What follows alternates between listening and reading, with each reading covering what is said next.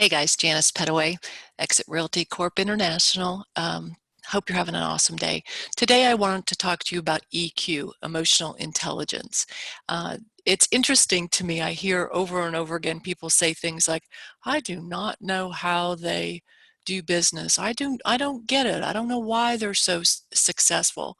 And I'm here to tell you that they probably have a really high score of emotional intelligence. So what does that actually mean? Emotional intelligence is something that can be worked on, meaning you can learn to get better and better on it. It's self-management, knowing, learning about yourself, how your emotions are and how to kind of get a grip on them in all situations. It's self-awareness, social awareness, and relationship awareness and management. So what does that really mean? If you guys want to do some research, there's some great books. But you can just Google EQ or emotional intelligence and get lots of great information. But it's recognizing, like when you guys see someone that is probably really good at emotional intelligence, they've really evolved, that you're probably looking at them and they look calm, cool, and collected in all crazy times of the world. They're good, effective leaders in crisis. And it's because they don't let things trigger how they react. They don't have emotions that react to things outside of them.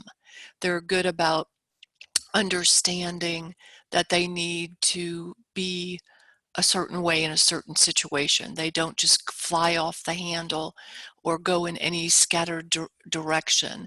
And the reason that's so important in real estate is that you always want to be part of the solution, never part of the problem. So when a deal gets a little crazy or things are happening or falling apart, you don't want to be the one that has all the crazy emotions, right? You want to be the one that is calm, cool, and collected and the voice of reason. Well, it's a lot easier to do that if you become aware about your own emotions and what triggers them. We all have probably learned that a lot of this comes from the way we were raised, but that doesn't mean it has to stay that way. So you can self-correct as you get older, and a lot of that is by just doing the work on yourself.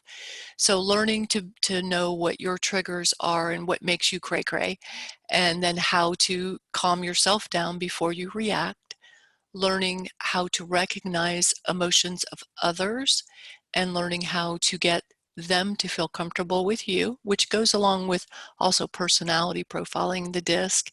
Then learning how to be in social relationships and not be the person that everybody can tell is really mad, but they're not saying anything. Learning how to control your quiet triggers and your quiet communication when it's not the communication that you should be putting forth at that moment. And then learning in relationships how to help diffuse and be the person that can bring humor into a situation and make it just seem so much better just because you're seeing it a healthier way, because you see and feel and can connect with everybody's philosophy, everybody's emotion, everybody's reaction, and you love and respect all of that. It's so much easier than to get the group or get the individual to move past it and move on. So in real estate, you can see the power of that.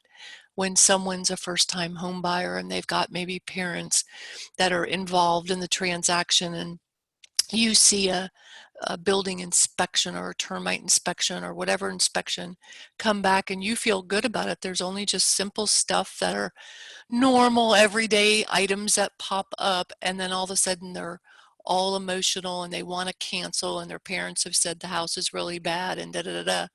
How you react and deal with their reaction and can also contribute to giving the words towards the parents or the solution is going to make a difference on whether or not you're back out in the car with those people after giving up a perfectly wonderful house, right? So that's why it's so important. So This is part of Real Estate 101, learning what you need to do as a human being to get better and better at human relationship skill set.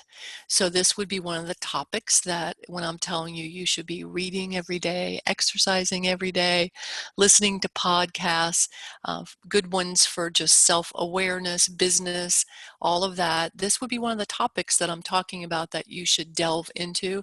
I promise you this one you will find very interesting and fun, but it could change a lot of things in your life, in your interaction with other human beings. So I hope you'll really embrace it, because this, along with DISC, to me is, is the two things together that make it a lot easier to deal with life. So hope you guys have a great day, and I'll see you tomorrow.